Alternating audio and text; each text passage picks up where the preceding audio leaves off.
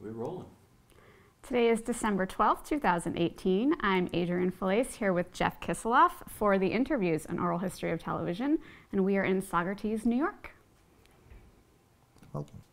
All right. Thank you so much for sitting down with us today, Jeff. That's fun. So let's just get a little background information to start. So you know the drill. What was your name at birth? My name at birth was Jeff Kisseloff. All right. They use Jeffrey Eric, but nobody has called me Jeffrey since probably 1958. So always been Jeff. Okay. And when and where were you born? Queens, New York, April 15, 1955. And did you grow up in Queens? No, a little town in Long Island called East Meadow. A great place to escape from, which I did when I was 17 years old. So tell us a little bit about growing up there. It was a terrible place to grow up, but it was the suburbs of Long Island, and you know, everybody knew each other, or you thought you knew each other, and the kids all played together down the street. And even we used to play running bases at night, which was a little game that we would play on the street. And one of the little kids that I used to play with grew up to be a serial killer. Wow. Killed 18 women. And was a joke on Seinfeld, actually, when Elaine dated somebody named Joel Rifkin. That was a little boy I used to play running bases with, and the joke on Seinfeld was, "But it's not that Joel Rifkin." And but our Joel Rifkin was my neighbor. Wow. He had the best landscaping on the block. And we had, which may be relevant here, we had the first color TV on the block.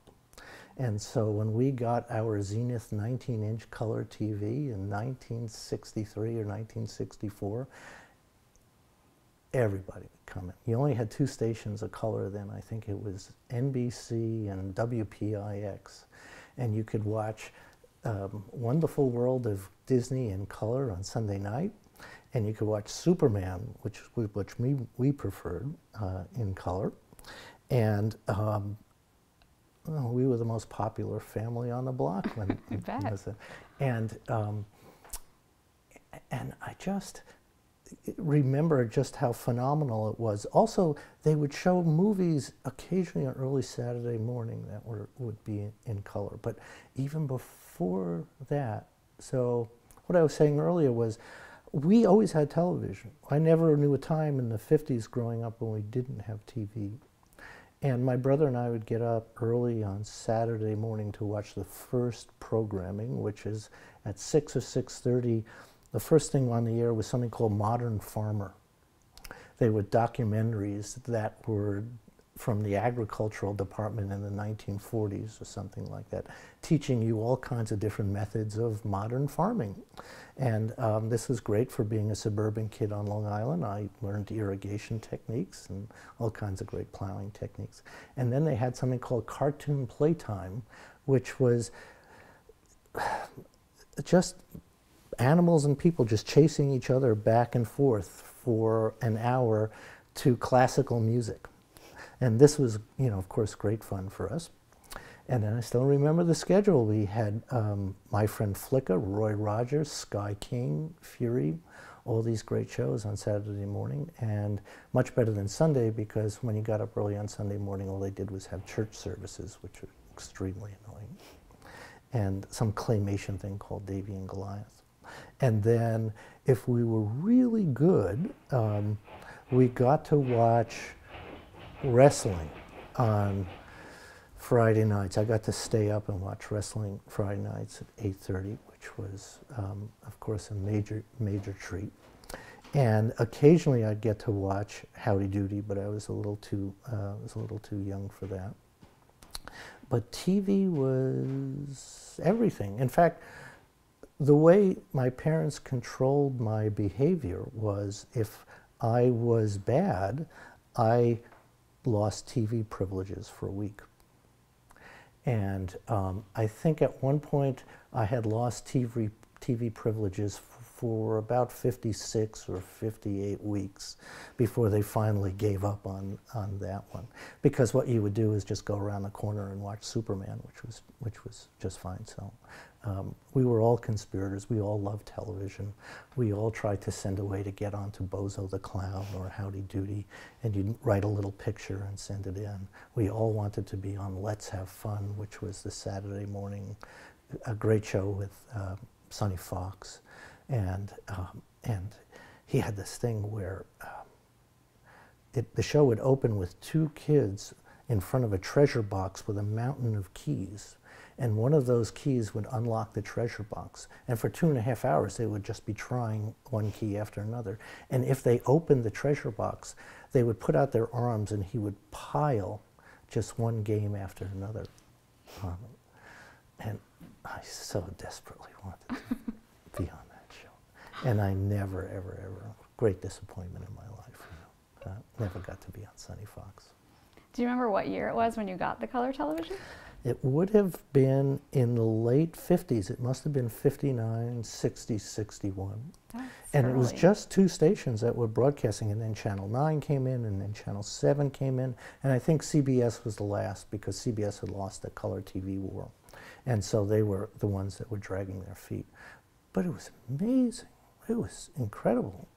And it was still the kind of not such a great picture, and that didn't happen until 1971 or 1972. There was a knock on our door, and it was Cablevision on Long Island trying to sell us this thing called cable TV.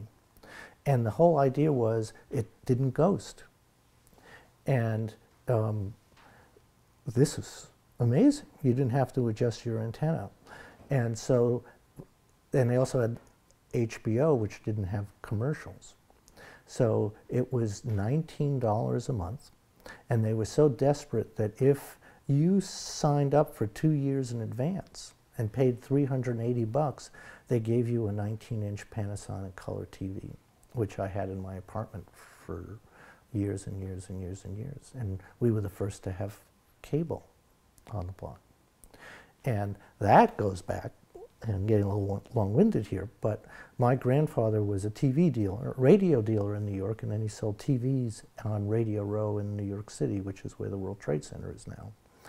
And my grandfather had the first, we think, the first TV in Brooklyn. And they set up this TV, and it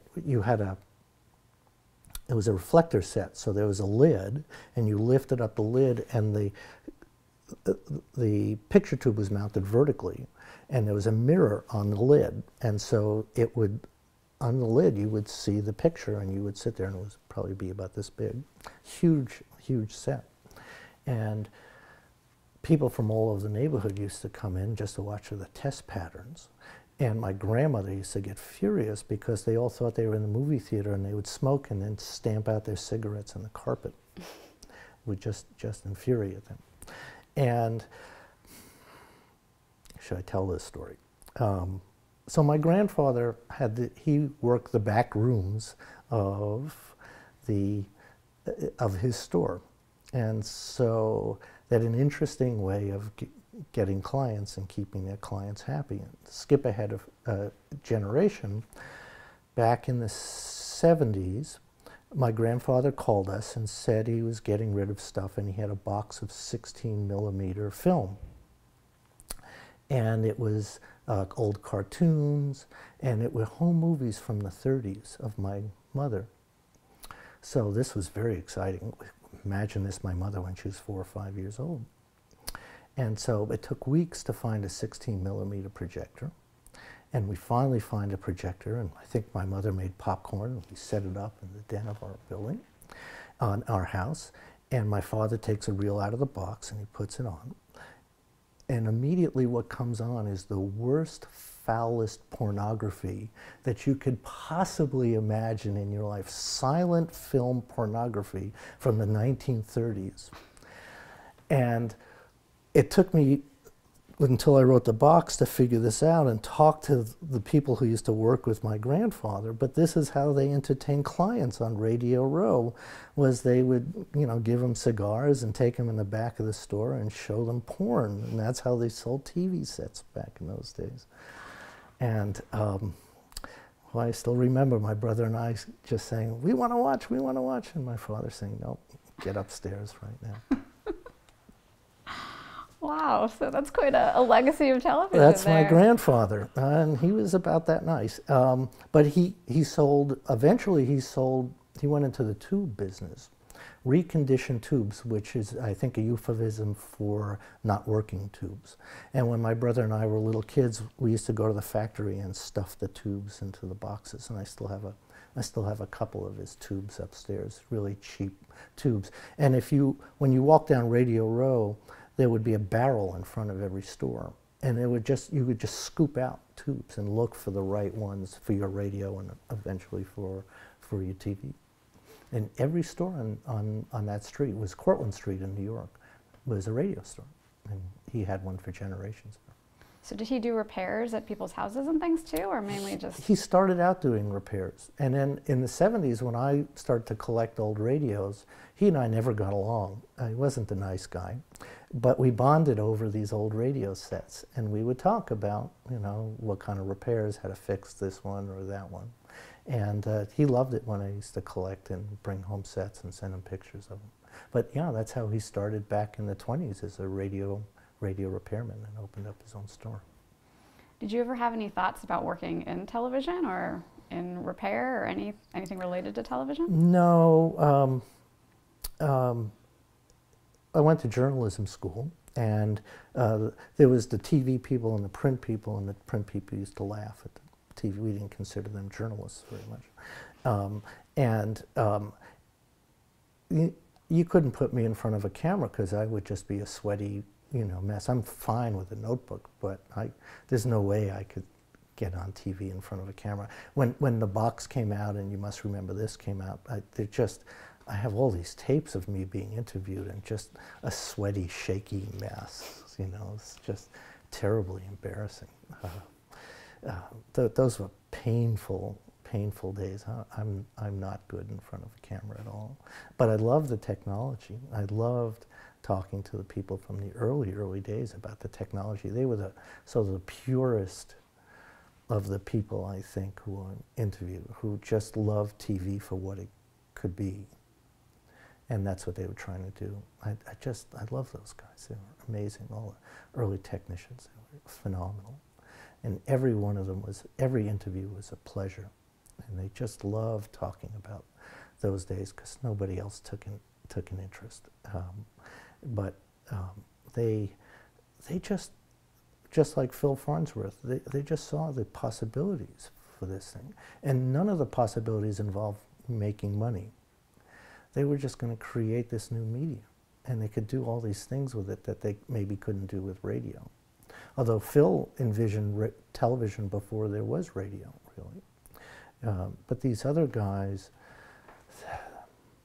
they just saw this great possibilities. They really believed it would bring the world together. They really did. They really thought that it would. So was it interviews that you did as a journalist for print that kind of grew your love of oral history, or how did you become interested in oral history? So when I was a kid and my family would get together, and every Saturday night or Friday night, the extended family, whatever still existed, and they would tell stories and about the old country, and I'd sit there and listen. And while everybody else would be running away, all the other kids, I would sit there like this, just listening to the stories. If I went to a party, and I saw somebody who was older, did you see Babe Ruth playing? Did you see Roosevelt? I just had to know. I just was fascinated by this. And I read a book called The Glory of Their Times, which is an oral history of early baseball, probably in my teens. And I decided I had to do one of those. And I interviewed a guy in college named Jumping Joe Dugan, who played third base with the 27 Yankees. And I apologized, Joe, much to my embarrassment. I skipped out of the interview. You took me to lunch, and I didn't pay for it. And I didn't pay for my own. So, Joe, wherever you are, I am sorry. I owe you or your family $19 for our lunch. If your family member is listening, I'll send you a check, and I'll feel much better about it. And the interview was great. And then I got a job. I organized a union at my first newspaper. I couldn't get work. I ended up finally being hired by two weeklies on the west side of Manhattan. And I was assigned to do a history of the neighborhood for a special issue. And you know, I looked at the other histories, and it was this building went up on this street and that building went up on that street. And I said, no, the story of these neighborhoods is not the building, but the people who lived in the buildings. And so we set up interviews with some of the old timers in the neighborhood. And my goodness, they were great. And I did a few of them, and I just thought, wow, this is phenomenal. And I had a friend in publishing, and I went to see him one day, and I didn't have anything to tell him. I always like to tell him I was up to something interesting. So on the subway up to his office, I decided to tell him I had a book idea. I didn't have a book idea, but I was telling him I had a book idea. And the book idea would be that from these interviews, that these neighborhoods, from these two neighborhoods were so interesting, I could do a history of Manhattan as an oral history with all of the neighborhoods. And Gene Rackless said, well, you could do that. And I looked at him and I said, I could? And he said, yeah, you could. Nobody in my family had ever written a book before. And he said, this is how you do it. And that started a process whereby that ended up with You Must Remember This. Oral History of Manhattan came out about 6 years later. And it was a huge success. People just gobbled that up. It was, I found somebody who went up San Juan Hill with Teddy Roosevelt, and the interviews go back to the 1890s. And I needed another book to write, or wanted to do another oral history, and I wasn't sure what to do. And there was a little article in the Daily News about some guy retiring as an engineer from WPIX in New York, and they told one or two of these terrific little stories. And I called my agent and I said, I got another book. That's it. I'm going to do an oral history of television. These stories are great, and that's how the box was born. Anyway, wasn't exactly what I had in mind for it, but that's how it started. So, for doing oral histories, did you do any kind of research on methodology, or did you just kind of go with what felt natural? Well, as a reporter, so to me, the key with doing oral history are two things: are research, because you would unlock the memories of people. You would learn where their background was, what their interests were, and I would research like crazy, any possible, that anything I knew that they were involved in or might be involved in, because when you do the research, they respond. And then the other thing that you need to do, which is what I'm not doing now, which is don't talk but listen. And let people talk, just let them go. And this is the lesson I had to learn over and over again, because as I was transcribing the tapes of my interview, I would find myself screaming, just shut the hell up already, just listen, stop interrupting people, which is what I did terribly until I learned just to zip it up and let people talk and then use what I could. But the combination of being a good listener, which just natural to me, and then doing the research, which is also natural to me. This is how it all came about. And also, a kind of a lack of confidence as a writer, maybe. They were essentially writing. I was editing. They were essentially writing the story. I was just piecing it together. So it's not until this book that I'm working on now that I'm doing a book of my own narrative nonfiction. I just never thought I was that good a writer. I thought I was a good listener. I thought I was a good researcher. I could find anybody. This was in the old days where you had to find people. You didn't really have the internet or access to the web, and you'd have to go to the New York Public Library and look through phone books. You had to call information all around the country. It was very, very different in those days, and then rely on, well, I would find an organization of NBC technicians, so who's got a good story? You know, that kind of a thing. Who should I talk to? So constantly throwing out the net.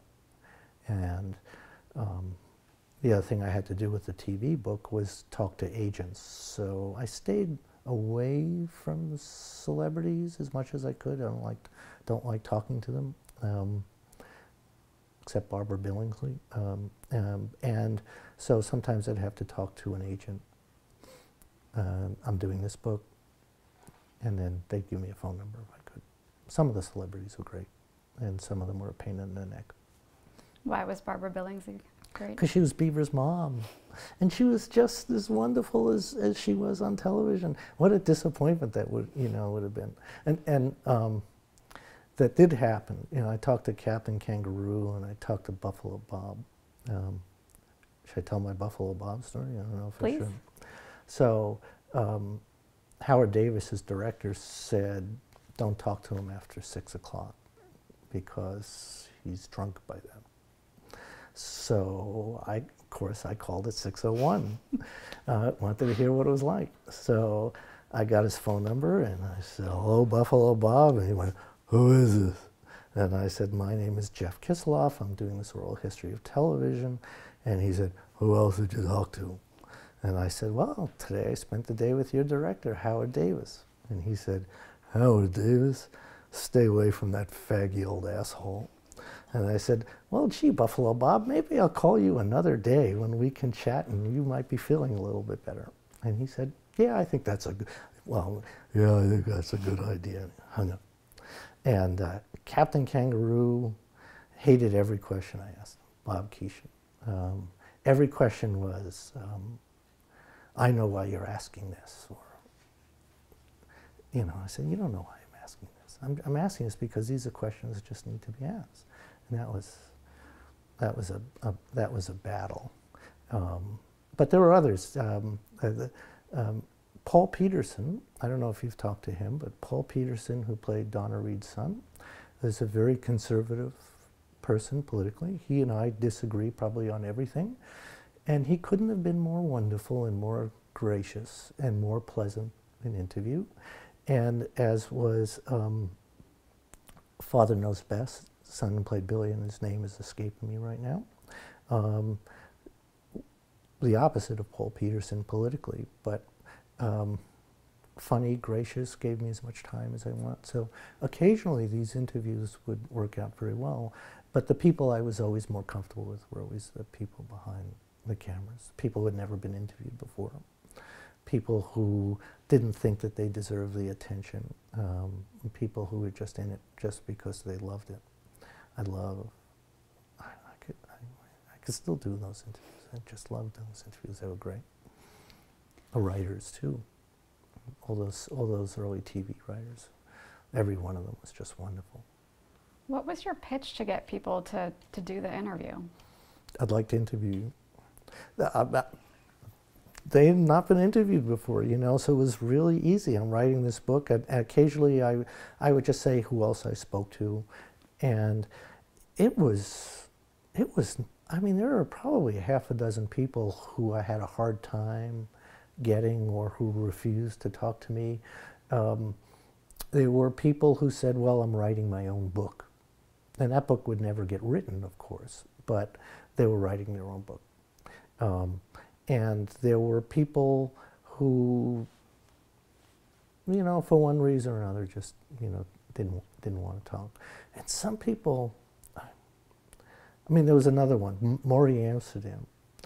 I went to his house, and Maury Amsterdam, I guess his wife was sick and tired of all the stories because she had heard them all. So she left. As soon as I walked in, she ran out the door. He and I sat there for hours just talking. And then he said, do you want to see some of this stuff? I said, okay. And he said, come on. And he takes me down to the basement. He sets up these 2 chairs in front of a TV. And we just watch old kinescopes of Broadway open house. This must have been for hours. And he's looking at me. Maury Amsterdam is looking at me to see if I'm laughing. And there's just he and Art Carney cutting up just live. And I'm falling off my chair. I'm laughing so hard. And he, obviously his wife didn't want to see any of this stuff anymore. So he loved the idea that he had a new audience, right? And he had a great story about the Dick Van Dyke Show. But the other person who just loved it was Jack Carter. And Jack Carter sat me in his kitchen. I sat on a chair in his kitchen, and he then just stood in front of me and just launched a routine for an hour and a half about early TV. And it's that tape and another tape of one of the Howdy Doody writers. You can't transcribe it because you just hear me shrieking in laughter so much. And Dayton Allen. Dayton Allen was probably the funniest person I've ever interviewed. He was a Howdy Doody writer, completely filthy, was responsible for all those dirty rehearsals that they used to do until Sarnoff cut them off. And that interview, I was just shrieking loud. I was just really hilarious. But anyway, the Morey Amsterdam story, and you know, you probably have this, I don't know, but it just popped into my head. So they got the Dick Van Dyke Show and they're all sitting around the table and they're doing their first reading. And Mary Tyler Moore gets to her line and she says something like, well, I don't understand this, what's my motivation here? And Rosemarie looks at her and says, listen, babe, our motivation is to make a lot of money, so just shut up and read. I just thought that was a great one. There's a great JFK story with him in the book, too. Really? About taking credit for his on-camera persona. Oh, Morey right. kind of coaching. You coaching him, that's right. Yeah, so you're reminding me of all that stuff. And there's another JFK story, too. What is it? I guess Gilligan's Island made its debut on the weekend of the funeral or the assassination, and like had the worst possible debut that you can imagine, because you know nobody in the country was in the mood for any kind of laughing at all. Can imagine that. I don't know, was it Sherwood Schwartz or somebody else who I talked to about that? Do you remember watching TV during that time, the Kennedy assassination? Yes. We came home that afternoon. I heard my teachers talking in school, and I didn't understand what they were talking about. School was across the street from my house. My mother was sitting in the kitchen crying. And then we went downstairs and we just watched funeral music. They just canceled all the TV shows that weekend. For 4 days you just watched coverage, funeral coverage, terrible music, everybody in my house just sitting around crying. And we went to Sunday school in those days, and we did have Sunday school, and that was, we came back and we heard that Oswald had been shot on live TV, so I missed that. We watched the funeral. I still remember the little shot of John doing this, and that was, you know, the first big tragedy that I remember on TV.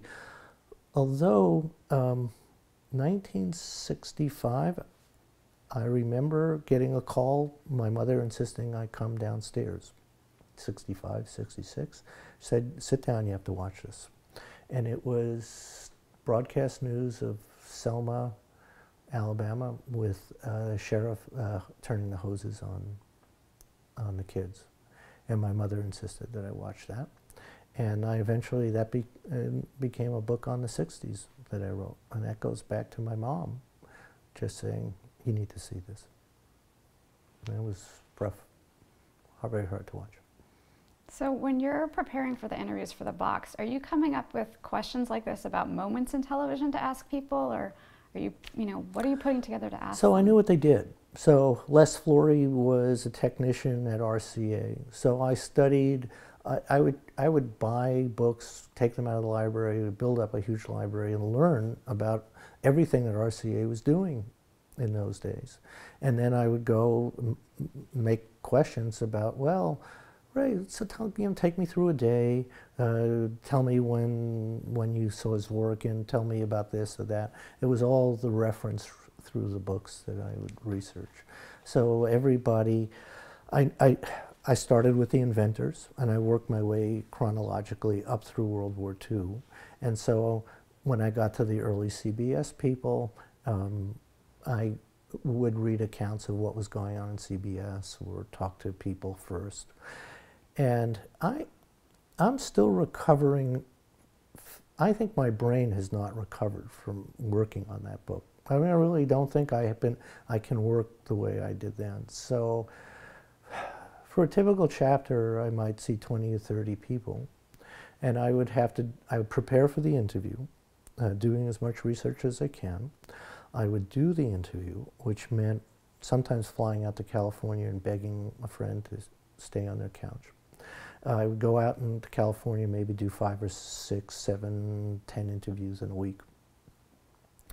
I would go home, put the tape in, always TDK tapes that cost 99 cents a piece because that's all I could afford. And I would transcribe, and it would take me weeks to transcribe those interviews.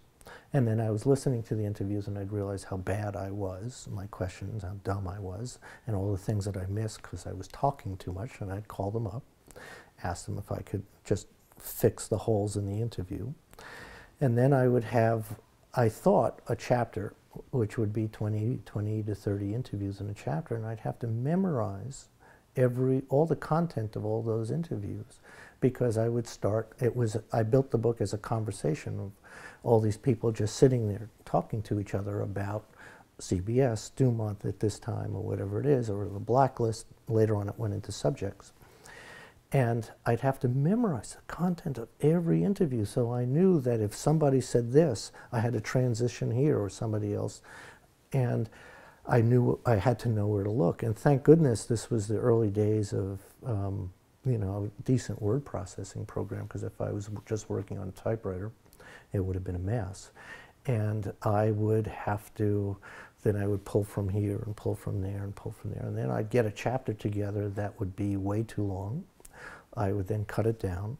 Then I would find again all the holes in my interviews, and I'd have to call people back up, interview them again if I needed to, transcribe those interviews again, memorize those interviews, and then put them back into the chapters. And then I'd be done with a chapter, and then I would do that, you know, for every chapter. So chapters would take months at a time, and I pretty much worked on one chapter at a time. And then, thank goodness I was done with that one, and then I would, you know, move on to the next one. And then there was the editing process, which I handed in a 1,400-page manuscript, and they wouldn't look at it, and so I had to set it aside for weeks because I thought every word was precious. And then finally I went to interview, and I had to figure out how to cut all of that, and that sometimes meant re-interviewing people again if the transitions were lousy. It just, I mean, it took 6 years, and the response from the people I interviewed was wonderful. They were really gratified about it. There was my New York book was really about community and the value of community and how people in all the neighborhoods supported each other and believed each other, and that's how they stayed alive. And this became what I didn't realize then was the second part of a trilogy, and this was really about creativity. And it was about this collision between creative and commercial interests, and how it started out this sort of purity, as I was saying before, of these scientists who believed in they could make this medium. And then it ends with the commercial chapter where you have the American Gas Association bleeping out references to gas in a play about the Holocaust, and how they essentially took over the medium and crowded out all of these, all of those people who were in it in the beginning for what they believed in, found themselves out on their asses. So whether it was the American Gas Association, and really the quiz scandals too, where you know, you had this wonderful pure competition in a way for who's the smartest, who's the egghead, right? And you had the ratings people saying, no, you can't do that because we got a guy here who looks really good on camera, so we're going to make him look really good. We don't like the Jewish kid from Queens. He's not going to sell, but the waspish guy with the great last name, he's going to be our hero. So Herb Stempel, you're out. Charles Van Doren, you know, you're in. And, you know, these are sort of the ultimate moments of the book showing how this thing had changed up until it became what Newton Minow called it, the vast wasteland. And I think one of the things I had in mind was tracing that arc. And of course the Blacklist was also a very commercial,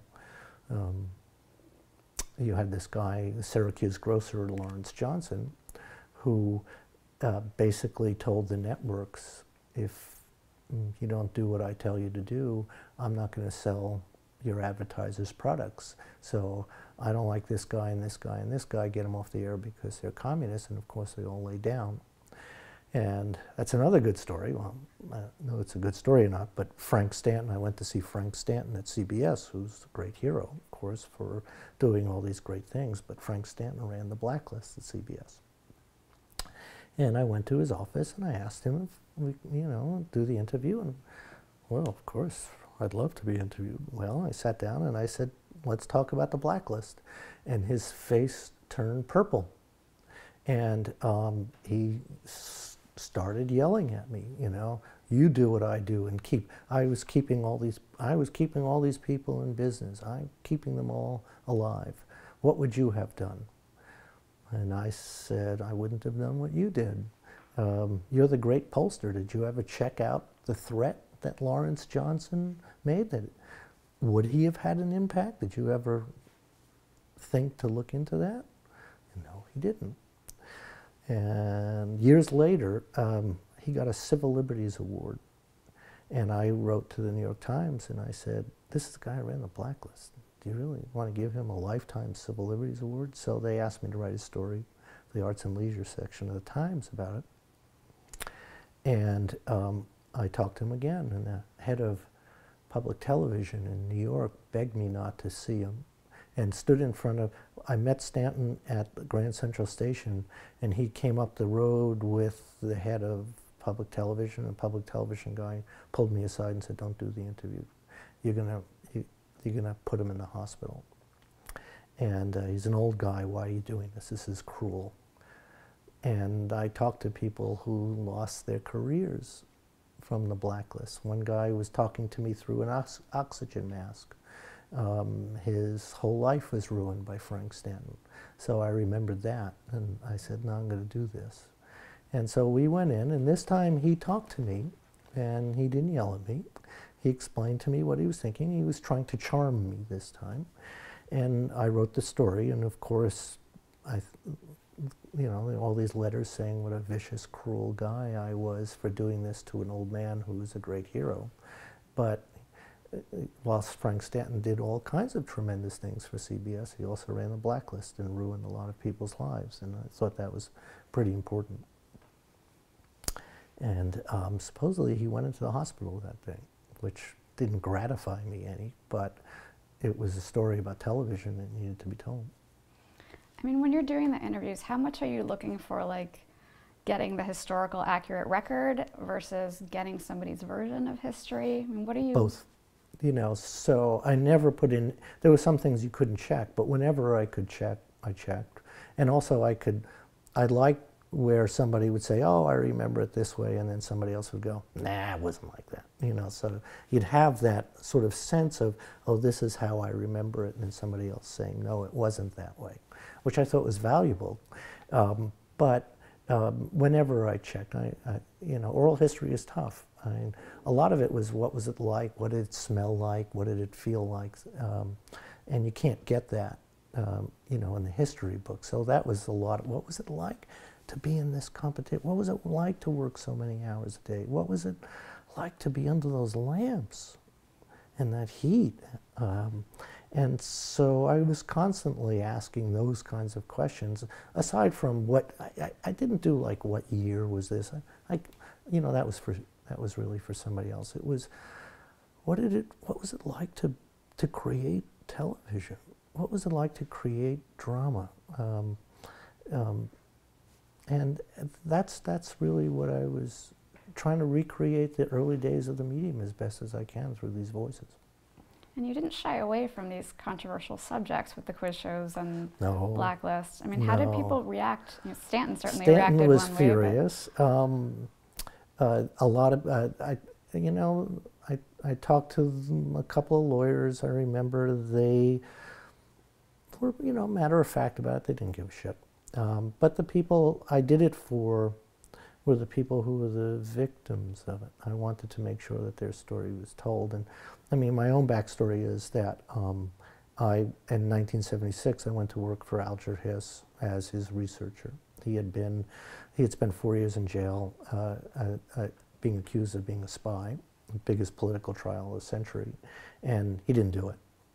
And as part of that research when I was a kid, you know, we'd be sitting in the office and Ring Lardner Jr. would come in.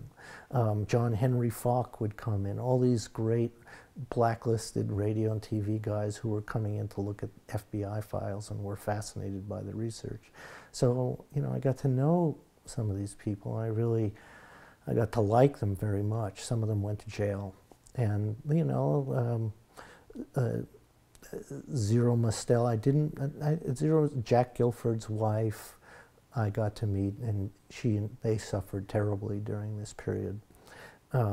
And so I wanted to tell, you know, I wanted to tell their story, but I knew I had to get the other side. And so, you know, I just call them up and say, I want to talk to you. And Stan was the only one who, you know, threw me out of the office. It wasn't a very good journalistic move on my part, but it was incredibly satisfying to have Frank Stanton furious at me for that. I loved that. I mean, I just loved it. It was really dumb because you're there to get information, right? You're not there to just piss somebody off. You're there to piss them off and then get them to talk to you. He just cut the interview short. Get out of here. What about conversations with some of the advertising executives? They, you know, I thought they were great. They were sort of low-level people. They weren't in charge. They were kind of victims themselves in a way. You know, Pat Weaver and the Fates brothers and all these people that were involved in advertising. Very few of them were the people who sort of said, you can't mention Ford on a show sponsored by Chevy, all that kind of stuff, which I love. I think the thing that bothered them most were plugs. They always hated the plugs. You know, they had to get those on those early TV shows. That drove everybody crazy. But I didn't get high enough up the food chain to get somebody to say, no, you can't do that, except for the American Gas Association. I can't remember his name. And he was also yelling at me, I think, and he was saying, it wasn't our kind of gas. You know, it was a different kind of gas, and I didn't want them to be confused. That's how he justified it. It wasn't our kind of gas, I remember. And, you know, putting that whole story together and talking to Esther Wynant, who was the one who actually pushed the button to bleep them, and she was furious, you know, when that happened. And Abby Mann was furious when that happened. I mean, that, you get to various low points of television history, and Judgment, the censorship of Judgment at Nuremberg gets pretty much as low as, you know, as low as you can get, I think. Really terrible moment. Did people have any paperwork, like when you went to visit them at their house? Did they have scripts? Did they have memorabilia they wanted to show you? They had tons of it. Yeah. And they gave it to me. And they said they loved going through the photo albums and pulling out pictures and trusting me with scripts, original pictures, tapes. They had unbelievable scrapbooks, and it was great fun because that was also a way of interviewing them, right? So you'd sit down over lunch, they'd pull out a scrapbook and then tell stories about the pictures. So a lot of my best stuff came, you know, over a meal as we pulled out the scrapbooks. And all these pictures were supposed to be in the book, but they pulled them at the last minute. So I found a letter recently and somebody said, boy, this is a great book, but you know what's really wrong about it? There are no pictures in it. You should have decided to put pictures in it. Well, yeah, that was the idea. And then somebody else said, I didn't interview Dorothy Lamour. I said, you know, I think this was a great book, but you know you should do next? You should do a biography of Dorothy Lamour. Okay. Were there people that you tried to interview that turned you down or that had passed away by that point that you wish you'd gotten? I don't recall with the box. They're there probably were a lot of people who I would have loved to have interviewed. You know, look on Captain Kangaroo. Everybody loved Mr. Green Jeans, but he had died by then. There were always holes, but you could always work. You always could work around. So if somebody had gone, you could always find them. Fred Coe. You know, how great would that interview have been? But I ended up talking to Martin Manulis, who was, you know, had sort of similar stories about what it was like to put together live drama. You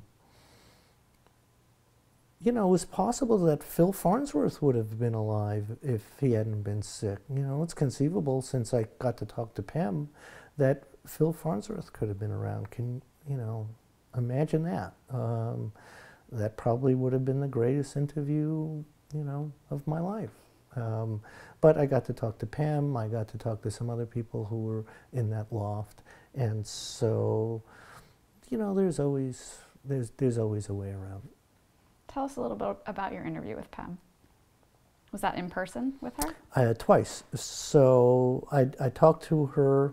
I talked to Phil's sisters first, and I think they gave me Pam's phone number, and you know, it was just off to the races. There are certain interviews that you do that you just turn on the tape recorder and they just go. And Pam just had one great story after another. And I think she'd also written a book, self-published a book, so I was able to work from those stories. That was very helpful. She was great. I mean, she just, and then I got to interview her, meet her for the first time in person, and she had the original tube that Phil had put together, and she plopped it right in my hands, and I'm sitting there going, don't drop this. Don't, whatever you do, don't drop this. And which reminds me of something else for oral history, which is something I learned the hard way, which is you have to test your equipment before you do an interview. I had a very good tape recorder. I interviewed this fellow from my New York book who started to talk to me about Harlem in the 1920s, and then he dropped in that he was Rudolph Valentino's last lover, and that they used to take baths together, and they loved the perfume and the baths and all of that. And then I ran home with that tape recorder, and I turned on the tape recorder, and it went bzzz. The whole thing was blank. And so I waited a week, and I called him up, and I said, can I talk to you again? And he very kindly, but you lost that. You lost that moment where the guy suddenly drops this on you, and you go, holy crap, right? And it happened once with the TV interview. I interviewed Danny Simon, and Danny Simon insisted during the interview at one point that I turn off the tape recorder. And I said, I won't use whatever you tell me, but I don't want to turn it off because I'll forget to turn it on. And he said, no, you have to turn it off. I said, I really don't want to do it. And he reached over and physically turned off the recorder. And I forgot to turn it on. Wasn't a great interview anyway. It pissed me off royally that he would touch my equipment like that. I learned the importance of discreetly placing the tape recorder in a way where the person you're interviewing isn't looking at the recorder, so that it is just a conversation between the two of you. And that was just in person. Of course, I had equipment to hook the recorder up to the phone. And sometimes I'd interview people at night. I still remember talking to some producer, and I fell asleep during the interview. And you hear the person talking, and then he's going, hello? I was out. I was too tired. It wasn't that he was boring. It was too late, and I was just too tired, and I just fell asleep. So you mentioned this whole thing started with one technician who was retiring. Who was that first technician that launched the project? Oh, don't ask me. I have the squib someplace in my little paper. He was just an anonymous engineer. But he would talk about, WPIX in the early days, where the cameras were a problem, or things would fall off, or something would happen during live TV. It was an article that was literally this big in the TV section of the Daily News. And wow, now you just reminded me of something. So the New York Post was doing a Sunday newspaper, and they called me and asked me if I would do oral history interviews for them. And this was right around the time that the Bach, that You Must Remember This, had come out. Wow. And So is that like 85? this was 89. 89. And so on Sundays, I would do these oral histories with people I would pick. They would never suggest anybody. And I saw this squib in the Daily News, and then interviewed this guy. And I probably have the interview upstairs. And that interview worked out so well. Now I remembered, I actually contacted the guy. And it was great. And that's when I contacted. And it was the easiest. I wrote a 2-page proposal. You Must Remember This was pretty hot. And so my agent just sent the proposal into a couple of publishers, and they jumped at it. And I got more money than I'd ever imagined I would ever see in my whole life for doing this on a 2-page proposal, just because You Must Remember This got such a great reaction. But having said that, I spent 6.5 years. At one point, I figured out how much I earned for the book based on the advance and the time I put into it, and my hourly wage was something like 0.69 cents an hour. Sounds about right. Yeah, it was worth every nickel. It wasn't a nickel, it was 0.69 cents. So when you started the project, I mean, you'd grown up watching a lot of television, but did you know a lot about the history of the medium in America? I read. There were a lot of good books out there that, technical books, history. I just, any money that I had went into reading, buying books and reading them, and just building a TV library. And so, again, I'm a researcher, so I know how to use other people's research for my own purposes. And I just, I bought up everything I could find about, especially about the technical history. It wasn't a lot about the early days. There were just a few academic histories. There were not any oral histories. I think Channel 13 had done a history, into a several-part history of TV, and I think I had watched maybe a couple of those. But it was seat of the pants stuff. I just sort of figured it all out on the fly.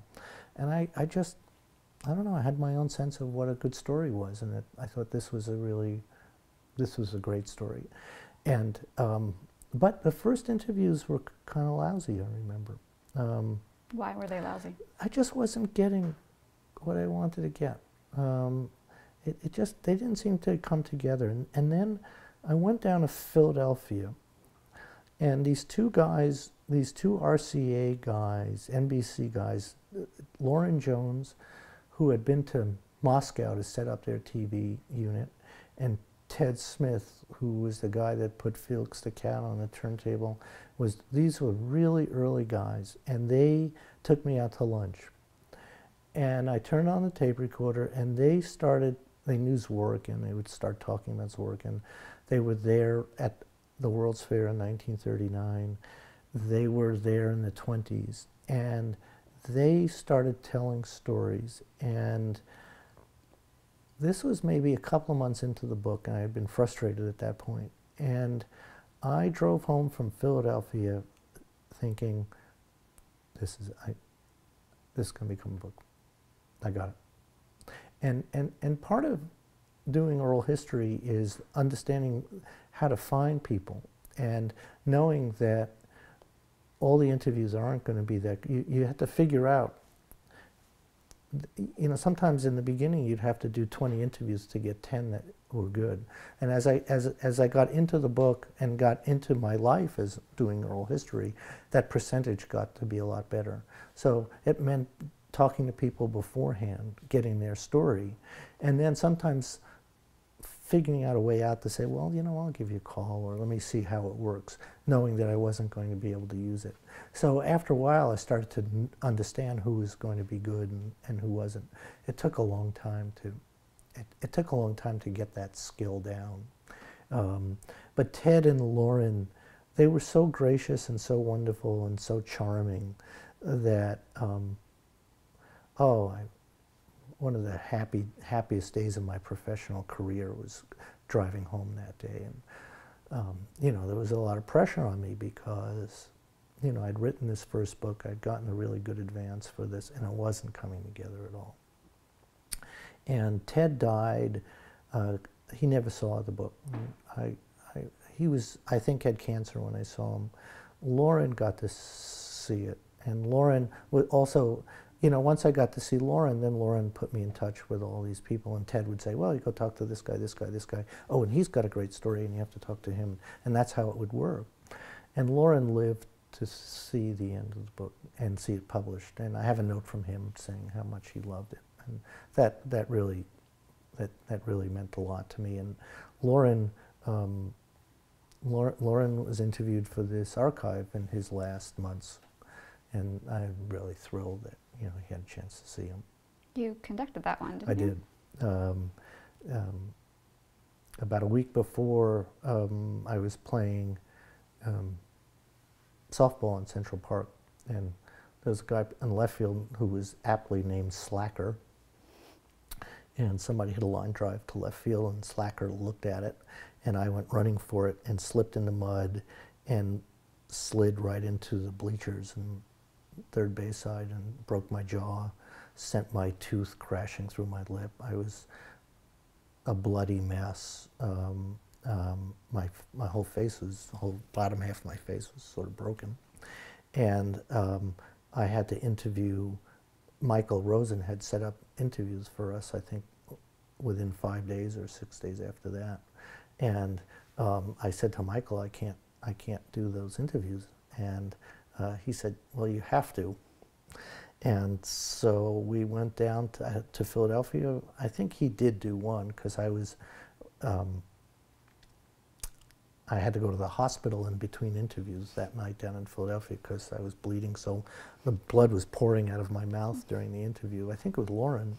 And Lauren had cancer, and he had had surgery on his skull, and he had a big hole in his head, and I couldn't talk. And Lauren, they were trying to cover up the hole in his head during the interview, and but we did it. We got through the interview, and I think I was sort of spitting out blood, you know, in the background, and then I popped. It was during that interview that all the stitches in my mouth popped, and I felt them during the interview. And then, so right after that interview was done, I went right into the hospital. But then Michael made sure that I got out that night because we had to go interview a TV writer the next day in New Jersey. Those were tough interviews, I'll tell you. Thank you for your dedication to the cause. Well, Michael would have killed me.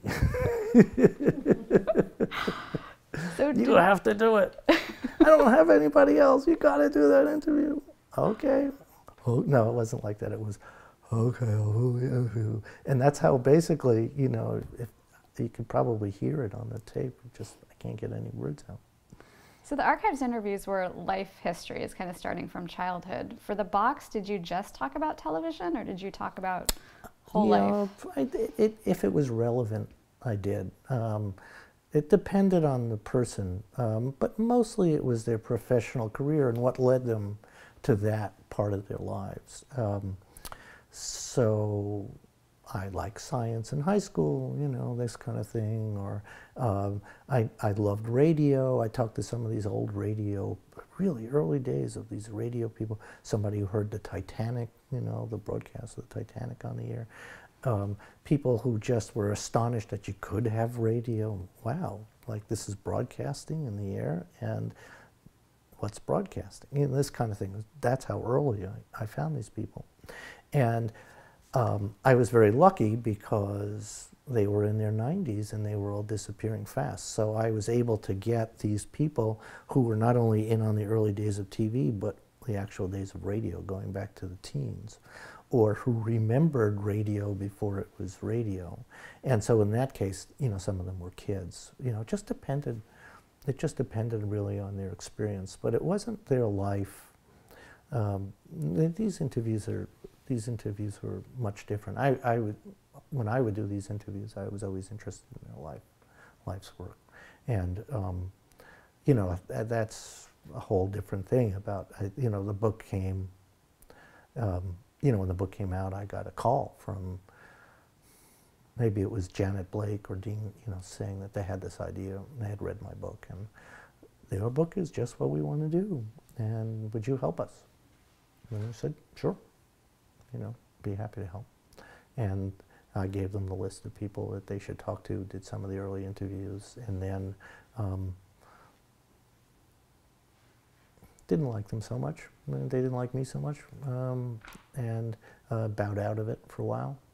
And then I was contacted again and then got involved again when Michael Rosen came in. I'm not a Hollywood guy. I'm not very slick, as you can tell. And these were Hollywood people, and wasn't the kind of stuff that that kind of thing just didn't interest me. So we'll get into talking more about the archive in a sec, but Sure. I have a few other questions about the box I want Sure. to hear about. When you went, so that you ended the box kind of 1961, did you go into it knowing you were going to end at 1961? Yeah, I wanted to go from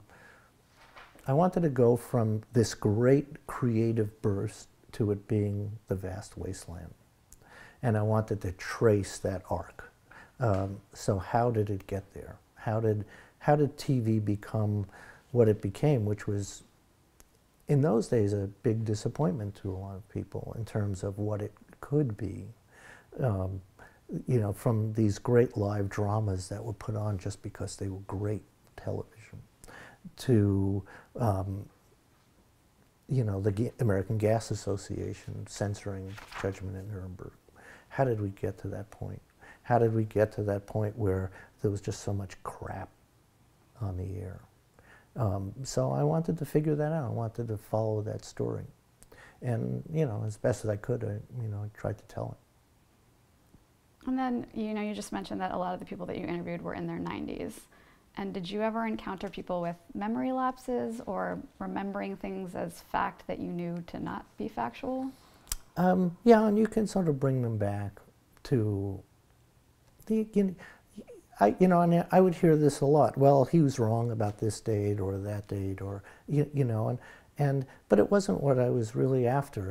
It was more about what it was like. But I would prompt people. I mean, I had the dates in my head. I knew the dates. I knew when things were, and I could use that factual information to prompt them.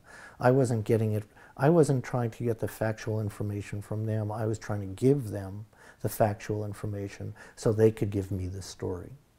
And so that's basically what I was relying on. There were 8 million histories of TV that will tell you that this date happened and this happened and this happened. And that was the last thing that, you know, I was really interested in, except for maybe specific events of talking about a particular convention or something. But really, it was my knowledge of the facts that I used to prompt them. I wasn't trying to get that from them at all. Mm-hmm.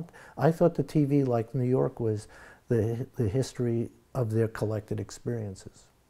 That's what the history of TV was they built this thing. How did they build this? How did it all come together? How did they work together? What did they work on? What were their goals? What were they thinking about in those days?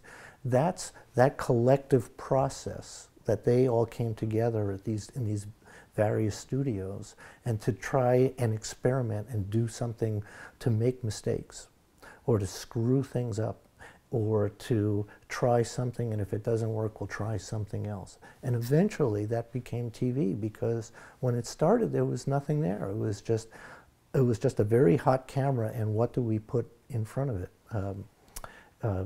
You know, the early days of TV, you could go down.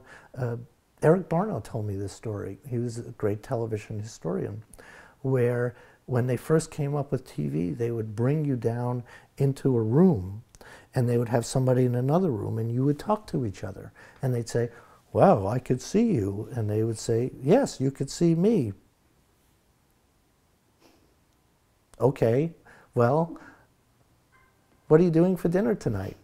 "Well, I don't know, I guess we have plans." "Okay, hello, I think we're done here." And that would be it. And that was television, right? They had the technology, but they didn't know what to do with it. So they had to figure out the technology first, and then they had to figure out, what do we do with it? How do we make this? This isn't film, this isn't Broadway, this is television. So how do we figure out what to do? How do we create television? And of course, the biggest thing that they had with the problem with the live dramas was to get people to stop yelling. Because all these trained actors would, they would do these live shows and they'd be yelling because that's what they were trained to do. And they'd have to say, "No, you don't have to do that. Don't look at the camera and don't yell." And, that's just the kind of thing that they were, they were figuring out. Or how do you set a scene, if you have a sea scene, right, and there's boats, and Captain Bill Eddy over at NBC figured out they create miniatures. And, that was one of Ted and Lauren's great stories, where they created a miniature scene and they had a boat on the water, right, it was just a little boat in a tub, but the water was still, and they didn't know, they had to move the water around a little bit. So somebody got the brilliant idea of putting goldfish in the water. So the goldfish moved around the water, and they go and they zoom in, and suddenly, right on live TV, a goldfish jumps out at the water. And suddenly they've got basically Moby Dick. And all this stuff that they just had to figure out, get it wrong for a few years, and create this medium. And I love this, I love it. That's how they did it. It wasn't radio, and it wasn't theater. It wasn't anything like anything anybody had seen before. It was uniquely television. How do we make television? And that's what they had to figure out. You talked to a lot of people who worked in the era of live dramas and then the end of that era. Mm-hmm. I mean, talk about, people's perceptions of that time. I can't remember the name of the actress. I'd have to look it up. But she was a live television actress. And then, they figured out that they could do tape and they could do film, and then they could do it out in California. And so she was doing all this great stage stuff in New York. And she told me that when they moved TV to California, the first thing they did was fit her for a pair of falsies, because they wanted her to look good on the screen, which was something nobody gave a damn about in New York City. And to her, that was the difference right there. The early live days were all these young actors and doing what they call kitchen dramas mostly, because they would save on sets. It was really cheap to do, and they didn't have to move the cameras around. Suddenly, when everything went to California and went to film, you had all these vistas and all these cowboy stuff and all these. It wasn't about character anymore. It was just, about the setting.